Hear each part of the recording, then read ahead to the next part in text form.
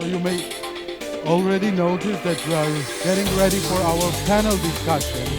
But I have a question for you. Is there anybody from our guests here that was on first ever Harmony Meetup? If yes, please let us know. Please raise your hand or shake. Oh, I see so many. So guys, do you see the difference? Do you see where have we been and where are we now? If yes, we all want to hear that. With a round of your applause, and thanks to all the teams that worked so hard for all these projects. Thank you so much for your attention and your time. And now, as you may guess already, we're ready for our panel discussion. And for that, I want to ask to join me on this stage, my colleague, Jeff Wilser. Hello, Jeff. Thank you. Hello, welcome. My name is Jeff Wilser. I am thrilled to be here. I'm a writer at CoinDesk and host of the podcast AI Curious. What an amazing event. Thank you again. And our panel, I am thrilled for, because as I think the main theme we just heard is excitement, growth on so many different aspects of Web3, crypto, blockchain, where we're going. This next panel will dive into all of that and be at the forefront, the very cutting edge of Web3 crypto. We'll hit regulation, we'll hit gaming, we'll hit AI, hit NFTs. There is so much growth. Delighted to dive into it. And we have an absolute murderer's row of smart panelists to discuss all of this from all the relevant angles. So please, panelists, gentlemen, come on stage. And we have the starts. Gerry Afentakis of Zodia Custody. Gerry, welcome. Hey. And of course, it would not be complete without Vakhtang Abrahamyan, Fastex CEO. Hey. Karl Tlais, founder of iAdvisory.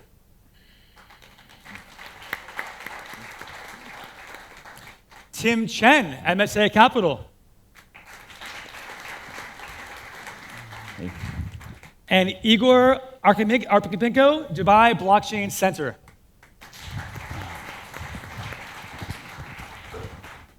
Gentlemen, welcome. Excited to be here to chat with you on all these issues. There's so much ground we'll cover, but let's start with something I know is important in various ways to all of you, and that is regulation and how central that is to the story right now of blockchain, where we're headed.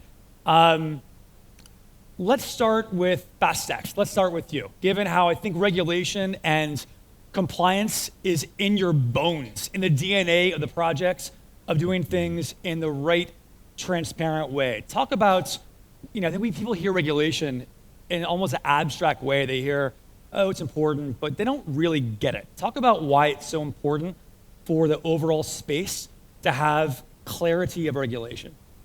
Thanks. Welcome again, guys. It's always a pleasure to share ideas and talk about, particularly regulation, because as we see that Fastex started about 3 years ago, and at that time the regulation was quite theoretical aspects, rather than nowadays when we are talking about, implementing travel rule like the banks are doing in crypto sphere, or integrating with some financial institutions, particularly applying AML, CFT regulation, and a number of others. Why it is so? Because first, the regulators themselves dive into this, understood that this is inevitable, the Web3, and the sooner the regulation comes, the better consumer rights would be protected, which is key, both from our perspective as a business and from the perspective of the customers, because the first thing they want is the trust to the platform, and the trust comes with the idea of whether my funds are safe and secure, or my assets. And regulation, in my understanding, brings that assurance that there is someone over there, though this is the decentralized world, this is the crypto assets, and the pure essence of the decentralization is that nobody controlling us, etc. it seems that the page is turning off, and now we are talking mostly about the type of the financial institutions that are being licensed, that are being, regulated in a sense, and through that providing more comfort to the customers so they could trust us, and to the financial institutions, on the other hand, to cooperate with us, opening a bank account, issuing the card, whatever is Fastex is doing now is within that dimension. Gerry, what would you add to that from perspective of Zodia? I think, first of all, I agree with everything that was just said. I'd see it also maybe from another perspective, which is what do we care about in any market in the world is liquidity. And what is regulation? Regulation is the deconstruction of a bottleneck to liquidity, because what we've seen in crypto over the last, whatever it's been, 10, 12 years, 14 years, has been essentially a retail-driven market. And there's only so much liquidity that retail can bring. What we're all looking for, desperately hoping for, is the influx of institutional capital. And institutions can and will only come when there's a playing field that's been defined. And that's what regulation is. So regulation, like custody, like all of these things are fundamentally probably the least interesting things to discuss in crypto. We didn't enter this market Well, the most for important, that. right? But they're so important because without them, the thing doesn't come to life. And we've seen it now just with the ETFs, and that's just the beginning of what's happening. When regulation comes, liquidity comes, and when liquidity comes, we all win. People forget that, when you hear Wild Wild West, that metaphor is in the US in the 1840s, 50s, whatever. You'll forget there actually wasn't, the growth wasn't in that environment. Yeah, it's cool. They're on horses and have rifles, but you're not seeing much growth, right? You actually didn't get skyscrapers until regulation. Karl, what would you say are the most important trends in regulation right now? What's kind of shifting from your perspective? I think first and foremost, it's collaboration that's opened up in a lot of new markets. And I think what you're seeing, we're seeing a lot of this activity here. The appetite for collaboration to develop use cases which add value into an ecosystem cross-industry, I think that's where the real focus is right now. You're going to start to see expanded sandbox environments with the regulators, and we're seeing it already right now. This week has been a really big week in the UAE. If you go for the beginning of the week, you had the Bitcoin MENA conference, you had Abu Dhabi Finance Week, and now you've got this amazing event with Fastex. All of that is the collaborative efforts of regulators working closely with the institutional players and the dynamic innovation ecosystem. And Karl, for those who are not as closely following this, can you elaborate on the importance of sandbox experiments, why they matter, and how, if they break right, if things go right, that can be massive for the space? Yeah, look, it's critical for trust. If you want to look at the word, probably at the center of everything related to the evolution of the digital assets markets, the crypto market, but in more general, the data as an asset of value, it's trust. And trust can only be given and granted once you've got the right players in the room who already have that built in. And obviously government has that, big brand institutions have that, but they haven't done it easily. And what they want to do is look at how do we work within an environment where you have a controlled, I won't say controlled, but let's just say a defined list of agreed services and solutions which tick the boxes of current regulation or require new regulation to be adapted. And so you're seeing right now consultation papers which are being released. Those will then go into action in relation to feedback which is coming back in. But that feedback really needs to go into, again, an environment where you can trial some of these services. You can, look at within that framework, is there a path here for an entity that can add value in a different mechanism? And whether it's staking, whether it's investment, it doesn't really matter. At the end of the day, it's got to be within that environment. And then out of that, you can start to have the trust of the region and then globalized trust. And so that really is the opportunity. And it's something which I think is going to accelerate over the next sort of period. And then as those use cases come to market, you'll start to see industry players collaborating with the likes of Fastex to bring some of those solutions to market.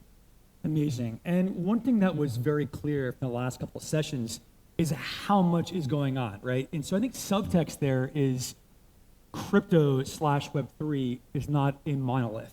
It's not homogenous. There's a lot of different elements. Tim, what, I'm guessing regulation is not just like one size fits all. And it's all DeFi, all NFT, right? What in your mind is the kind of easier or the most straightforward thing for regulation? And what are the corners of the space that are still trickiest to get right and might be most challenging to eventually crack? Yeah, it's a great question. I think, so we're a global investment fund, venture capital at our core. But on that question, I think it's a trickle-down effect. You have to start with the low-hanging fruit, and part of that is necessitated by where you see user demand and adoption. And then the regulators will slowly move towards, the long tail of where the market would appreciate that regulation. But when we think about regulation, when we underwrite deals, it's somewhat binary. We either put it in as a catalyst or we put it in as a risk as part of our underwriting due diligence, right? And back to what my colleague said, I think it's paramount that at foundational level, it is about trust. But more importantly, putting on my venture capital hat, it's about distribution. How do you get access to liquidity? So I'll give you an example. Before Bitcoin ETFs came out, pitching Bitcoin to your grandma was still a very hard pitch. But all of a sudden, because it's now regulated, it's wrapped in an ETF wrapper that they understand. It's available on Fidelity or Schwab, on these interactive brokers that they're familiar with, and all of a sudden it's backed by a credible, long-standing institution like BlackRock. They get it. But what has changed other than regulation, making it easier for them to understand and feel safe? So that's why when we look at regulation, it's a tricky thing, but we underwrite it through the lens of can it enable faster adoption? Thank you. Igor, I'd love to hear from your perspective and Dubai's Blockchain Center's perspective on regulation. Obviously, you guys are at the forefront of this. What is your thoughts on kind of where this is headed and what are the biggest challenges still to overcome? Yeah, so I can say from a perspective of the, let's say, developers of from a tech side, I'm working a lot with the development teams and so on, and I believe we should be like collaborative, like as a community of the tech people, the developers, the technologies, we should be collaborative. Because imagine you are like, when you are saying Wild West, when you, let's say you're a developer or inventor of the car, and then you are against of traffic rules, right? So like, what will happen? It's just not scalable approach, right? So like, we have to be collaborative and support the government and find a way how we can collaborate together to bring these technologies and adopt the technologies for regulators. And saying from a Dubai perspective of like, I cannot say from Dubai perspective, but from the solutions that we are implementing, the adoption is there, is already here, and there are a lot of solutions that are already implemented here, and that's a good sign. I mean, like sign from both sides, from a development side and from a government side, that the adoption will be here, and the regulation will be really, really good. And again, it's about the trust. So, like, I fully agree with everyone that it's about the trust, and it's not about the regulations, let's say. You guys are in violent agreement on the importance of this and trust. I have a jump ball question for you. Anyone can answer this. Let's say someone gives you a magic wand. You have the power to make whatever regulation you want. What is the elements in there you want to be sure is added? There are no lawyers in the room, promise. You will not get in trouble for this. Or any, that's too scary. Is there any elements that you think is, however this works out, it's important we do X, or I want to see Y? I'll answer it maybe tangentially. The rainbow scenario is a global, homogeneous regulatory regime, where every country and every region in the world, we've seen it in Europe now with this thing called MiCA, where we have like a pan-European regulatory regime for digital assets. the rainbow scenario is that that expands everywhere and everyone in the world is playing by the same rules and knows that the playing field is equal. For me, the standardization is one thing, which is very important to make sure that the interoperability sort of an environment exists globally, because the blockchain and the borders or national regulations sometimes contradicts each other with its philosophy. And the second part, what they shouldn't do, definitely, is to try to copy-paste the current financial regulation onto the Great digital point. assets. Yep. This is very important because there are objective limitations and fundamental differences where you cannot apply the regulation in the same way. It's very important, I think. Any other wants to chime in on? I'll add to that in that it's all about the ability to pivot as you see change, right? So and consultation is a really important part of the equation, because when you have consultation, you can start to bring in the ecosystem input at the current stage, but with a future view of where it needs to go. And so if you have that collaboration across hubs, financial hubs, for example, where you have institutions already participating and regulated in the current environment, you don't want to lay it out straight on top. But what you want to do is bring the governance and the compliance mandates that were applied in that world, but adjusted specifically for where this could go. And I think this is where, if you have cross-regional alignment on some of the regulatory arbitrage, that then makes it a lot more seamless for you to then globalize your operation and then enter these new markets. Whether you're going from east to west, you want a smooth process in between, right? And that journey has got to be essentially frictionless in terms of how you enter a market and how you then apply those services. So the easier that can be done, requires a lot of collaboration, consultation, I think the better. And that's where things are going. I think that this kind of smoothly feeds into this more even broader topic about adoption and what it will take.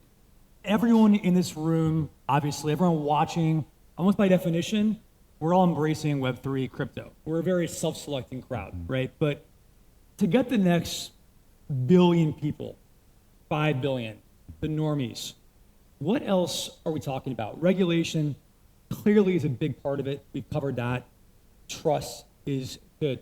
All the grandmas out there, I feel like, also poor grandmas. There are probably a lot of like very Web3 savvy grandmas. Always like, hey, I have my wallet, you know. So we get the grandmas. What else will it take? Tim, what in your mind is critical that the space needs to get right to bring on all the normies? Yeah, so I think that's a two-part question. The first is rather, when we say we onboard the masses, do they have it just in their pension and 401k plans, or are they actually using it day to day in some kind of product, right? And back to the earlier question of waving a magic wand, I think it's less hand-wavy, but rather a matter of when. So for example, before we had the retail come in, then hedge funds, and then institutions. The last group to be pulled into Bitcoin will be sovereign wealth funds and nation states. And no one cared or made that much fuss when El Salvador put it on their treasury, but they started turning heads when Milei talked about it in Argentina. And they sure are doing it now when Trump is threatening, or not threatening, but insinuating that we'll add it as an American to the strategic Bitcoin reserve. So what happens when these game theory factors take shape and you have Norwegian sovereign wealth funds, Singapore, these larger ones start playing in as well, right? At that point, Bitcoin adoption should increase. We'll see it penetrate the likes of the 401k, pensions, endowments, et cetera. Then on the other hand, we're talking about, okay, what is the actual use case? And if we look at it today, transparently, outside of stablecoins, which is a phenomenal use case, there really isn't that much, I would argue. But what is exciting is if we haven't seen a strong enough product with long enough staying power other than what we see in this current cycle, which is memetics. But that's a great place to start because essentially you're tokenizing attention. And I'm excited to see what people can build on top of that in terms of like a product with staying power. Hot take and some real talk from Tim. Appreciate that. Igor, for your perspective, what else do we need to get the grandmas? I always believe in very simple things. So when people can, when they can pay with the crypto, this is adoption. So like 2 years ago, I was not able to send USDT, let's say, somewhere in Kenya as salary because people was asking what I will do with it, right? So like how I can, I don't know, withdraw. And then like Binance came, and then like crypto cards came, and now they're like, okay, you just send me like now because I need money, and you send me now like USDT, and they just go and pay with this USDT somewhere in their shop. So it's about the instruments, about the tools, the access to these tools, for everyone, because nobody cares, like what is this USDT or it's like Bitcoin. Like if I have my essential like needs and I need to do something today, I just need a tool to do that, right? To complete this transaction, whatever it is. Or I want to buy some real estate somewhere in some one part of the world. I'm an investor and I'm just sitting here and I need just a tool. That's it. So like I believe in this, simple tools and the tools for the real needs, because we have a lot, NFTs, meme coins. People like, okay, what is this? How I can use it in my real life, right? So like, yeah, if I'm a trader, if I'm like, I don't know, an investor, that's okay. But if we are saying about the mass adoption, about billions, like we just have to bring simple tools, and then like these billions will come and they will use it. I'd like to echo a lot of those points that are raised. And if you look at the global population, right, there's about 9 billion people on Earth. There's still half of that population to come online. And that half that's to come online is going to come online in the mobile world. And so the mobile digital wallet experience needs to be as frictionless as possible. And the onboarding process needs to be as frictionless as possible. And so the integration with platforms like Fastex and others is really important to be very seamless in how I use the digital asset that I have in my wallet and be able to onboard on-ramp and off-ramp very seamlessly. If you start to look at the generations of wealth, and that's a really important equation, right? So at the moment, that sits with Generation X. Fast track in the next 10 years, it's probably going to be sitting with the millennials / the Gen As and others. So as they enter the workforce, it's going to become a default in terms that they're going to expect to transact using digital assets because they're already born into that realm, which is the digital realm, the online realm. And so there's two equations there. One is where does the wealth sit? How do I get it off ramp, on ramp seamlessly? The other equation is the demographic. The problem solving itself to some extent as the world gets younger. We're going there. We're going there. And mobile is currently the platform. In the future, there may be automation behind a lot of the others. Yeah. Vakhtang, I'm very curious for your perspective on this. Obviously, so much of Fastex's North Star is getting mainstream adoption around the globe. On top of regulation, what else is crucial to you? Yeah, just amending whatever my colleague says and fully agree. I think the awareness and education is very key for, there are so many myths around the digital assets, etc., that you need to break through the knowledge. And the recent cooperation that we did with the State University of Armenia, for example, is to set up the masterclass for blockchain and digital assets topic, which is to create this layer of experts and specialists in the domain through them to, extend this knowledge to mass population. And if we see on particular the domains where the mass adoption may come very easily, definitely it's the payments, and why not the remittances in particular. And that's why our initiatives in deploying the AMDT and the AMDC, the stable coins, where this could jump in immediately to the masses through these remittance rails to provide, seamless transactions and the services that they used to have on a different form through different assets is something that could be useful in terms of they have an experience of making payments, transfers, etc. Now it's done through the different means, which is on one hand there is a knowledge, basic knowledge, then some advancements needed. So those are the incremental way of bringing the more population into this. That's a good point. It's not an all or nothing. There could be an incremental process here. Absolutely. Gerry, any other final thoughts on what else is needed and your elements that people aren't talking about enough? Always have thoughts. Look, the adoption of anything has to do with the confidence that people have in that thing. And if we cast our minds back even 4, 5, 6 years, you had the early adopters of this movement, of these assets, of the whole Web3 ecosystem, and then you had the mainstream financial institutions, all of whom, firstly, didn't have products they could sell themselves, therefore couldn't monetize it. And secondly, all of whom were, with varying degrees, very bearish crypto.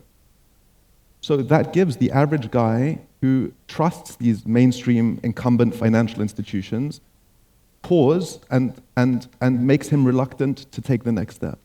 Fast forward to today, many of these global financial institutions have realized a number of things. Number one is that the movement isn't going anywhere, right? It's survived bear market after bear market after bear market, we're all still here.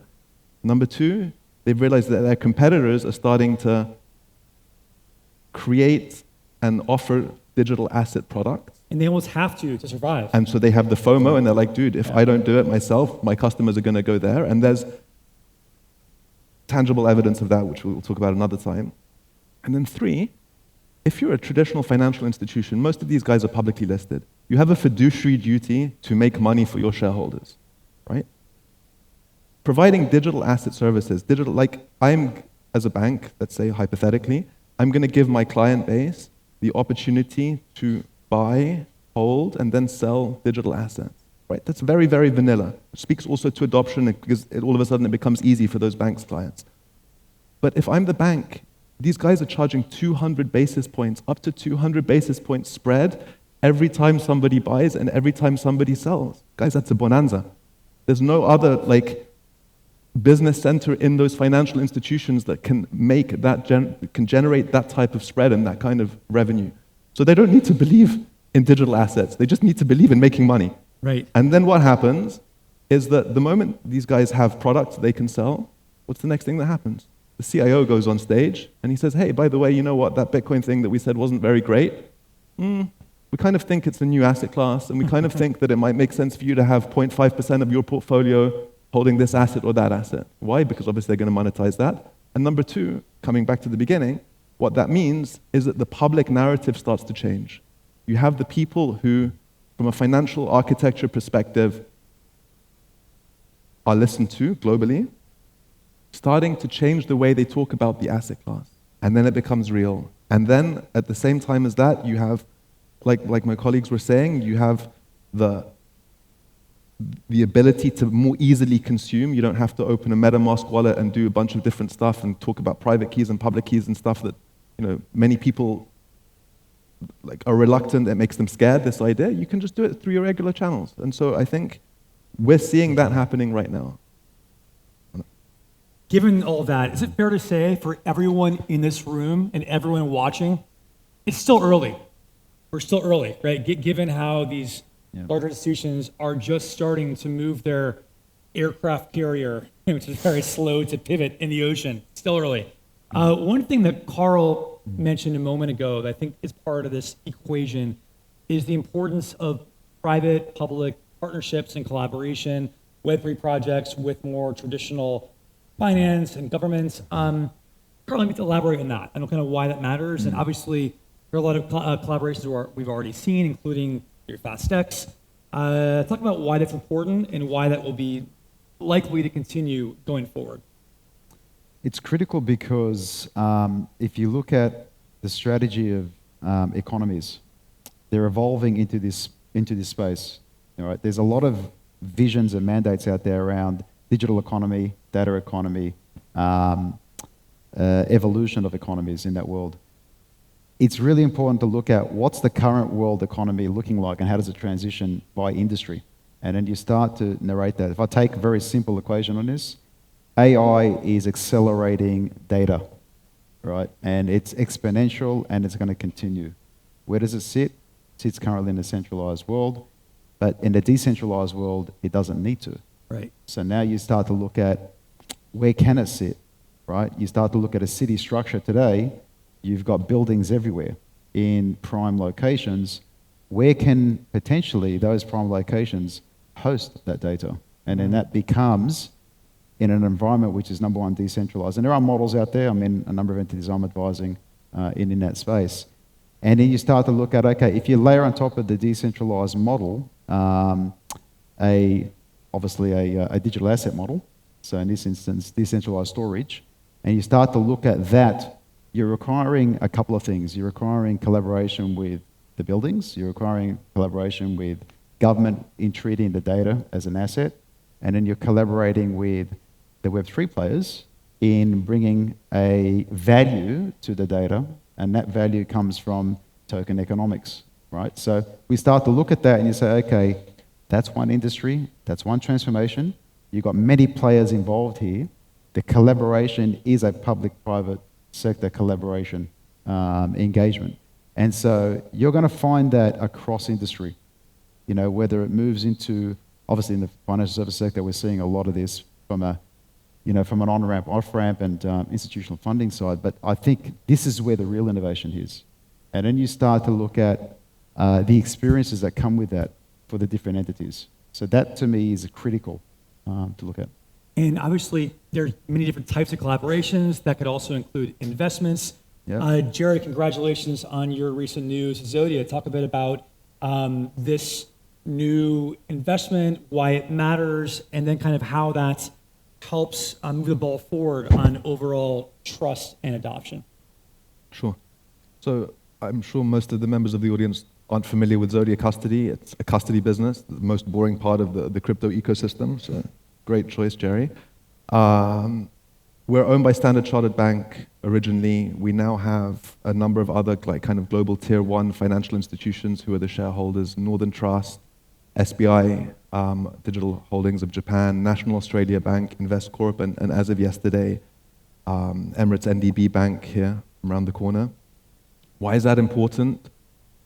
It's important because it gives people confidence in us, right? Each one of these relatively high profile and competent global financial institutions has done a deep dive due diligence into our operations, our tech infrastructure, our security infrastructure. They have all agreed and decided that it is robust. They are all not only, well not all, but most of them are not only investors into Zodia, but also users of Zodia for themselves or for their own clients. Standard Chartered Bank here in the UAE, as an example. So what does that mean? That means that our business is to give comfort that you who hold things that are valuable can keep them securely with Zodia. Each new tier one investor that we have gives extra comfort to that. And then obviously by implication, I can't talk about it too much because it's not for me to speak on anyone's behalf, but you know, if you're a bank and you're investing in a digital asset custodian, it's not because you threw the dart and you said, hey, that's what I'm going to do. It's because you have plans that involve digital assets. And so that gives confidence that yet another prominent global and regional firm is taking that step. One more bullish signal. One thing we haven't yet fully discussed, I think it's part of this puzzle, is infrastructure. Tim, what do you see as still essential infrastructure that needs to be either built out or scaled, doesn't exist but needs to, or needs to be improved and optimized? What are we missing still? Yeah, I think the craziest thing I've seen in the past 3 months is this app called Moonshot. I don't know if anyone here has heard of it or seen it, but it allows you can download it on the Apple App Store. We're not investors, so we're not affiliated with it, but you could download it from the Apple App Store, and you can top up via Venmo, MoonPay, etc., and directly buy and trade memes. It's ridiculous. It's now given memes the power of immense distribution. Although the volumes are still low relative to Coinbase and a Robinhood, but you know what's exciting to me is seeing that infrastructure, I think, has always been there and is beget by applications and demand. And so once we hit the pico bowl of this cycle, we see additional demand through meme coins or whatever assets, you'll see infrastructure catch up. So I think what we look for is usually what is that next app that can drive insane demand and consumer interest. Igor, I'd love to pivot now to kind of and you kind of touched upon this, Tim, right now, the latest innovations in the space. I think a lot of what we discussed so far is kind of like respectfully the broccoli and Brussels sprouts that are important for a healthy space. Regulation, clarity, trust, that's healthy. Let's go to kind of the fun stuff of use cases, games, NFTs, the desserts and ice cream, if you will. Igor, let's start with gaming. Why is gaming have such potential to drive demand, to drive interest in a space, and to onboard more people? And then anyone could jump in on what excites you about the gaming space right now. Thank you. I'm not from the gaming, so like quite difficult to answer for me. But in general, people are sitting in all the social media, like TikTok, Instagram, and instead of that, like you can really have a good games and play and earn, and maybe that games also could be from with the educational part and so on. So definitely the gaming and the crypto within the gaming is a very important part, because you are not just spending a time somewhere, like consuming some, like, I don't know, like which kind of content, but like game at least, like, gives some kind of self-development sometimes, and I believe in that. And if you are a good game development company, definitely you will bring a good solution to the market, and people can have a benefits out of that. So that's my point. Absolutely, and the numbers are there, right? There are billions of gamers on the planet. It's in a way one thing that unites billions of people is not politics, not even TV, but gaming. Vakhtang, obviously, the Fastex ecosystem is a vibrant space for kind of growth in games. Talk about what you're seeing from the gaming perspective and why that matters going forward. Gaming is one part, actually. We are thinking more on also the real-world asset tokenization concept, and ORTAC actually is best representation of what we were focusing mostly, where the gaming industry could level up in terms of, securitizing or whatever that relates to the real-world asset tokenization, in terms of offering the customers also the investment opportunity, which is becoming part of the business, financing the business and getting the rewards, which is very important both in gaming, in other domains, which is the transparency, where you could see that whatever is written, whatever is in a smart contract is it, nothing else. Whereas in case of centralized solutions, mostly we have the legacy systems with number of, obstacles and limitations. And if we come back to your previous question of public-private partnership again, here is the most dangerous obstacles, where it face the resistance from the public institutions, where they have legacy systems of 10, 20 years of legacy in, and nobody wants to make changes. And there you come this collapse where, again, it's not mutually exclusive. Right. It's amendment or improvement that needs to be done through the cooperation. And gaming is also one of the areas where you have a mass adoption and mass, direct access to the masses, through which you could also get them used to new technology, new features, whether it's NFTs. Kind of a gateway drug, if you will. They start there and then go on to other things. Yeah. Once you don't do drugs. That was not endorsement. No, absolutely. And Gerry, how about you? What use cases most excites you right now? Where do you see a lot of growth? Whether it's NFTs, whether it's the metaverse, anything else we haven't covered yet? What's a corner of the space that really fires you up? Are we talking gaming specific? Or No, just more broadly in Web3 crypto. Because there's so many different elements right in our prior panels and discussions. It's mind-blowing how much is happening right now. Jump ball for anyone. I'm curious, what are the use cases and surprising ways people are using blockchain tech? Like, oh my God, in the next year, 3 years, 5 years, this is really going to grow and become more mainstream.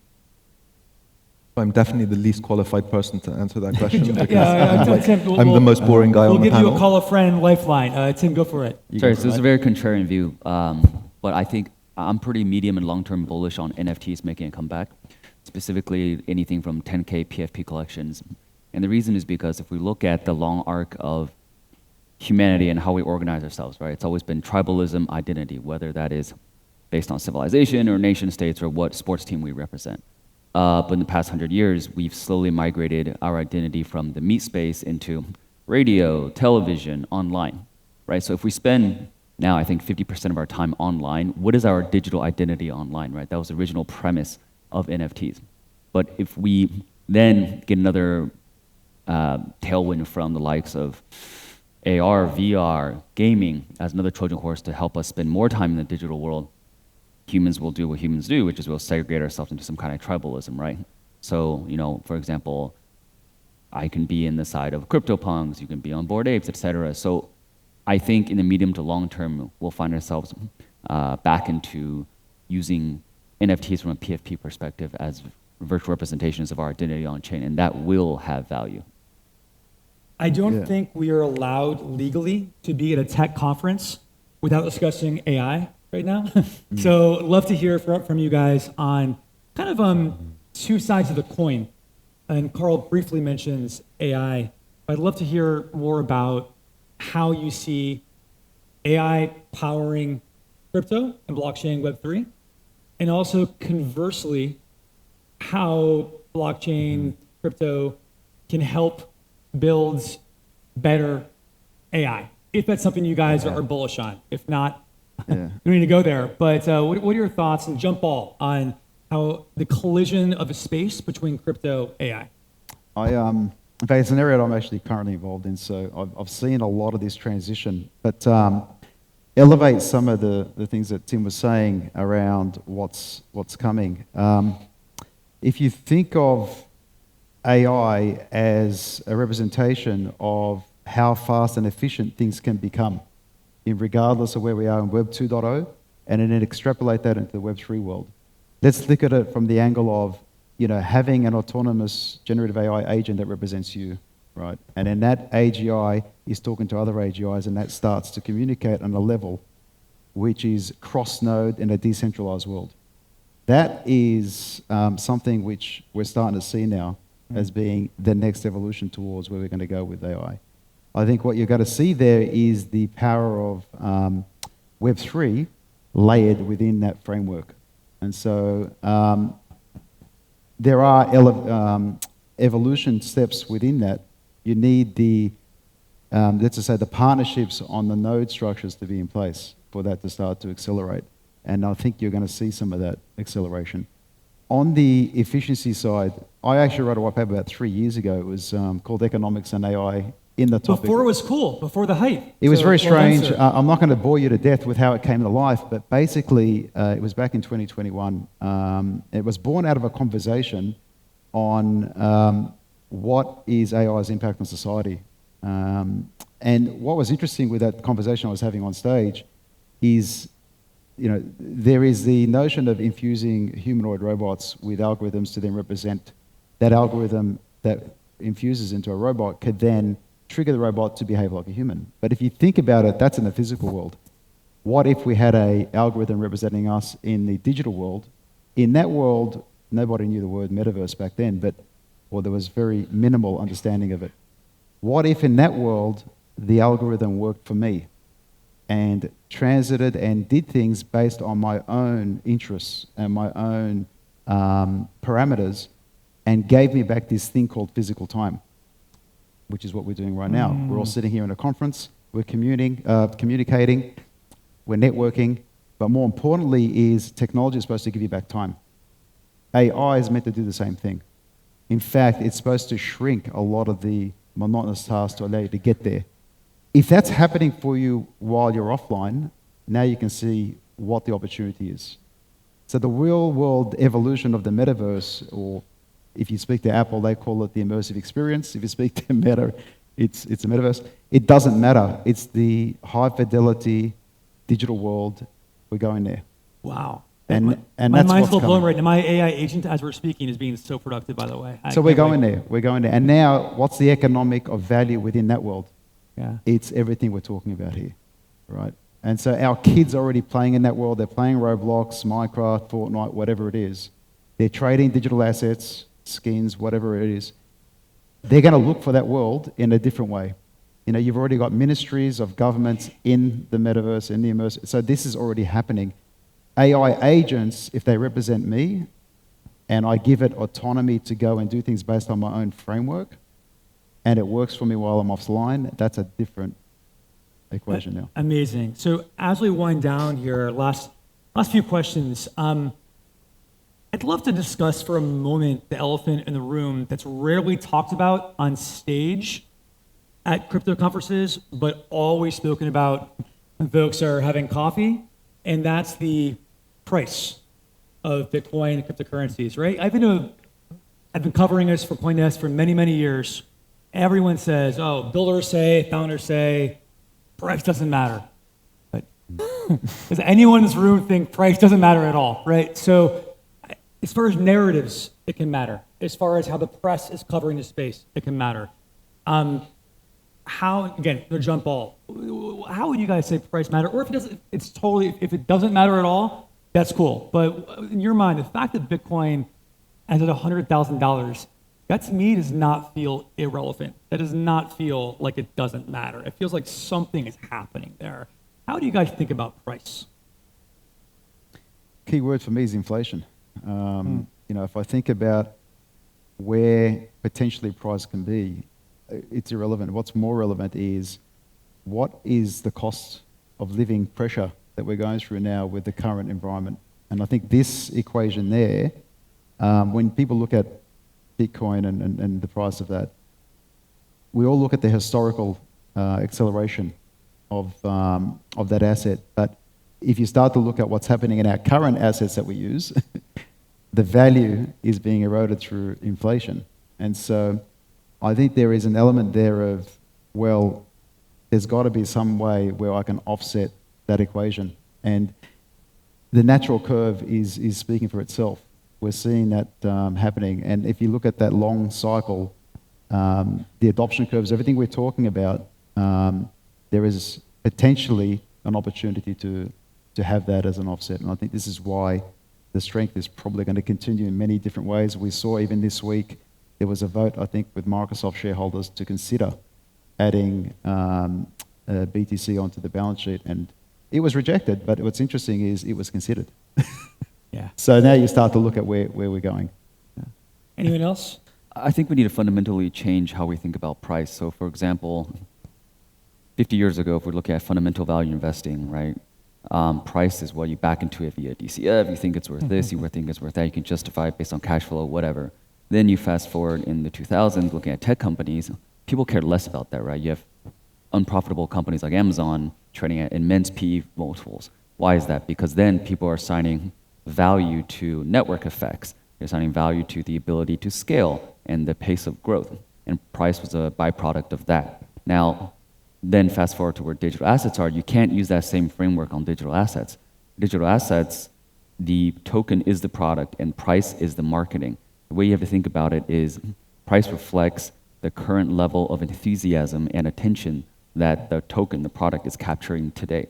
And so I think we need a fundamental shift in how how larger funds and institutions think about this to enable mass adoption. Great point. Last couple of questions. I love that this panel represents folks from literally around the world. I'd love to talk for a moment about global adoption. We've kind of covered global adoption on like a topic basis. I'd love for a moment to discuss it on like a geographic region basis. Where do you guys see the next several years? Where on the globe do you think we'll see kind of the most expansion and growth in the Web3 crypto ecosystem? Well, in my understanding, taking into account the recent developments in the United States and the election, we may witness the radical shift in terms of regulation in the United States towards more favorable sort of a regime, whereas what we have been witnessing through the previous years. And this may drive the global trend of the regulation as well. So we have the pioneers now, whether it's United Arab Emirates or Hong Kong or even the European Union in a sense of MiCA regulation, etc. But the United States remains the key as a global economy and dollar and all the rest of the fundamentals that drives the global market. So based on that, the expectation of people, the irrational behavior itself will drive people towards, the direction of more adopting and understanding and facing the reality where the major economy in the world, accepts or create a favorable environment. I think this would be the key for the coming year. We will be witnessing if the words would become the policy or will remain the words, because there are a number of promises there. Let's see how it goes. Sleeping giant, if you will. Any other thoughts on regions, nations we might see growth that others are not sleeping on or not thinking about as seriously? It will come from so we've launched products in the ETF space, unrelated to crypto, and it is a pain because it's so bureaucratic and tough to get products into the distribution platforms into the hands of RIAs, et cetera. And so to your question, where it will come from, it will come from the RIAs and wealth managers in America that are telling their baby boomer clients on a golf course in the middle of Indiana to put 2% of their portfolio back to grandma. Grandma's back. It's grandpa now. To put 2% of portfolio into Bitcoin. Yep. And they're doing it because all their other colleagues are doing it, and no one ever got fired selling IBM, right? And so we're still waiting for that to happen. Great point. Last question. Let's have some fun with predictions.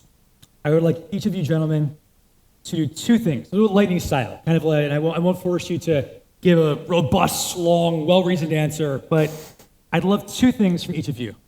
I'd love a prediction for 2025 about the Web3 crypto space, and have a little fun, and let's say 5 years from now, what could crypto 2030 look like? And that could mean, it could be whatever shape you'd like. It could mean something we can do with our wallets and phones we couldn't do in the past. It could mean how we live our life.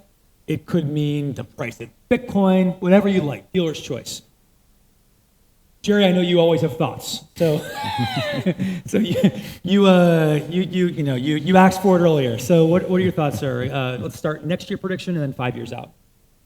So for me, when I look at it, we're now at like the beginning of chapter 2 for crypto. Chapter 1 was it going to survive? Is it going to be mainstream adopted? I think now we're at the point of no return. It's happening. It's happened. You can't put it back in the box. So we're done.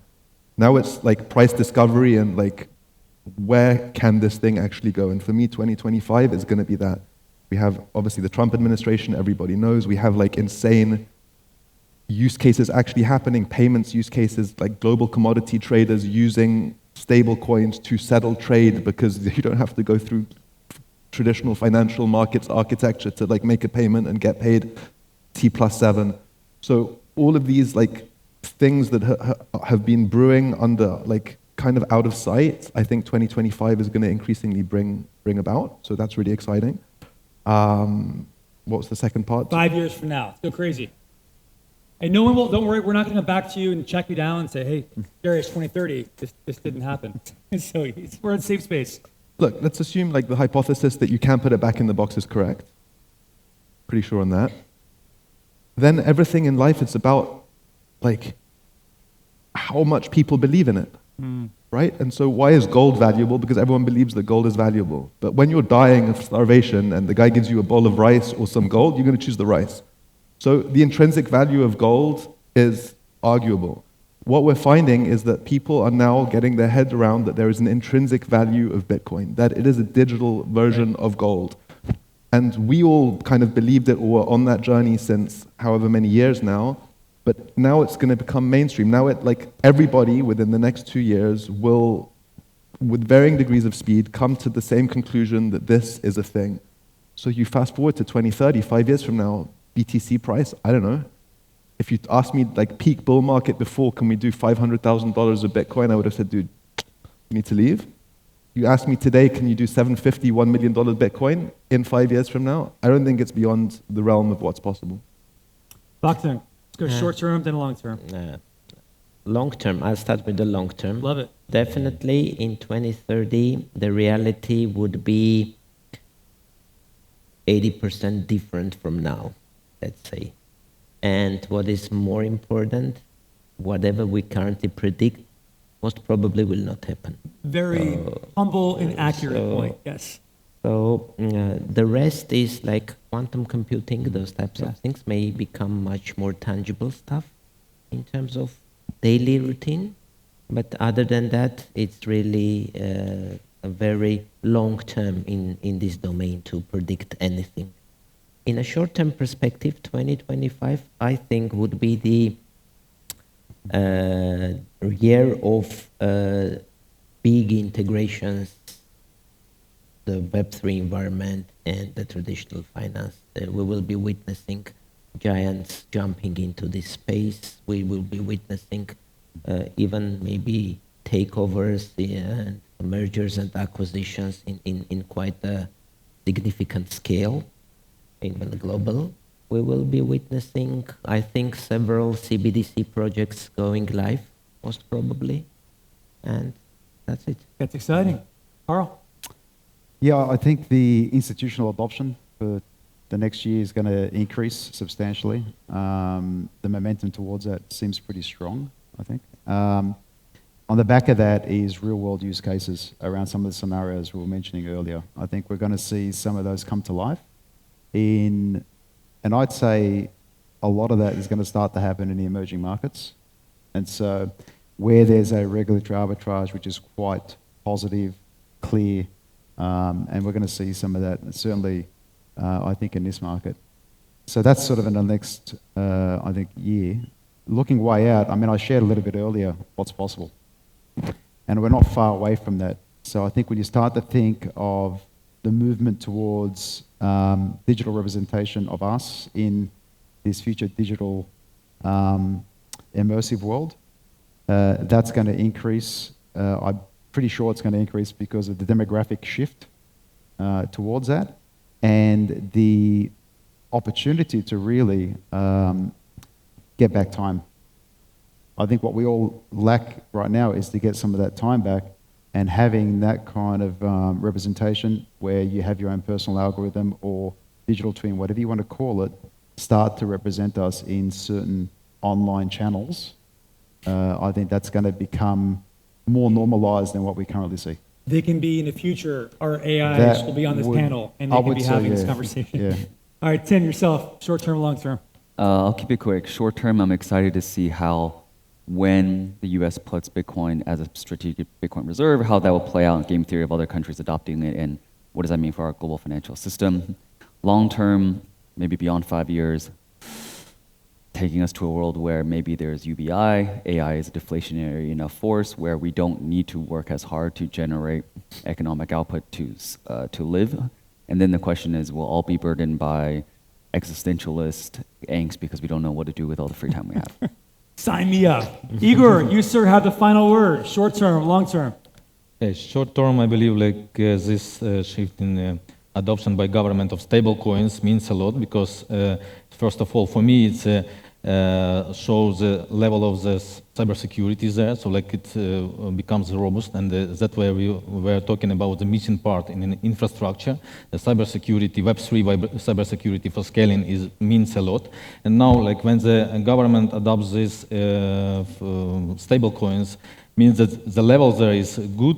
This will push also the entire Web3 world, right? And we will see maybe also for real world assets like real estate tokenization and so on, that we'll see in the short term. Long term, saying about again these simple things, I believe in 5 years people will work all around the world I worked 1 hour, I get paid immediately in a crypto, or if I'm an employer, and if I'm, let's say, investor, I sit somewhere and I click and I buy 10 meters in some apartment in downtown of Dubai and so on. So this kind of things definitely will happen. They will be available.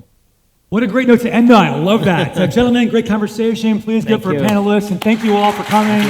Enjoy it.